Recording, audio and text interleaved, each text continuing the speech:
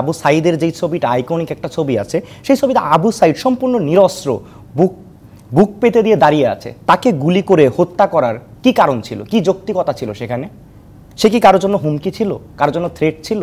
ছিল না। তাকে নির্দ্বিধায় গুলি করে, পাখির মতো গুলি করে তাকে মেরে ফেলা হয়েছে।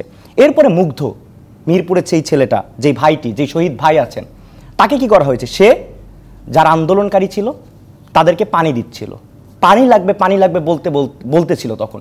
এর মধ্যে তাকে গুলি করে মেরে ফেলা হলো। একটি শান্তিপূর্ণ আন্দোলনে কিভাবে এত নৃশংসতা চালাতে পারে, কিভাবে এত নির্যাতন চলতে পারে? এটা তো সুস্পষ্ট একটি গণহত্যা।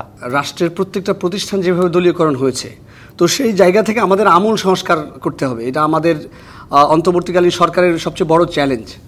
তো এই জায়গা থেকে আমরা মনে করি সরকার আন্তরিক চেষ্টা করবেন, শুধু চেষ্টা না, চিরুনি অভিযান চালাতে হবে প্রত্যেকটি প্রতিষ্ঠানে।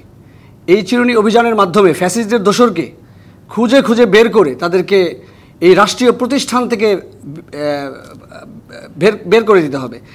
এবং এই বের করার মাধ্যমে রাষ্ট্রের যারা বঞ্চিত, যারা দেশপ্রেমিক প্রশাসন, দেশপ্রেমিক বিচারক যারা আছেন, তাদেরকে এই জায়গায় নিয়োগ দিয়ে যেই হত্যাকাণ্ড ঘটেছে, গণহত্যা ঘটেছে, সেই গণহত্যার সঠিক বিচার করতে পারবে বলে আমি আশা করছি।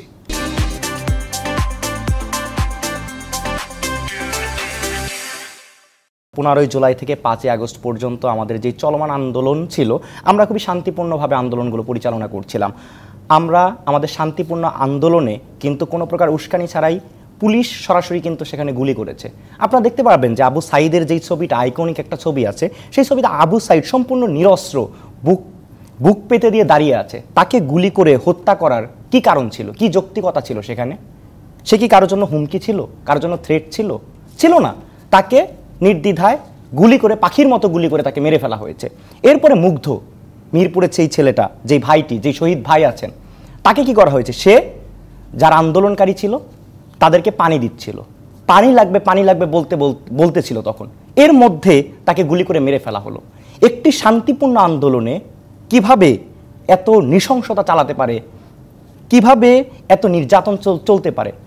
এটা তো সুস্পষ্ট একটি গণহত্যা, যেখানে বাংলার ছাত্র জনতা যারা ছিল তারা নিরস্ত্র ছিল, তারা খুবই শান্তিপূর্ণভাবে আন্দোলন পরিচালনা করছিল।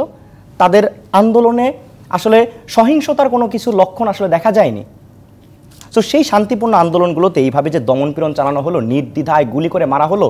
যাত্রাবাড়ির একটা ভিডিও আছে যে 5 তারিখে যেই আন্দোলনে, সেখানে সকালবেলায় দেখা যাচ্ছে যে কয়েকশো মানুষকে মেরে ফেলা হচ্ছে। এই যে মেরে ফেলা হলো, এটা তো সুস্পষ্ট গণহত্যা। আমরা এর বিচার করব অবশ্যই। আমরা যেটা আশাবাদী, যে অন্তর্বর্তীকালীন সরকার আছে, এই অন্তর্বর্তীকালীন সরকারই এর একটি সুষ্ঠু তদন্ত সাপেক্ষে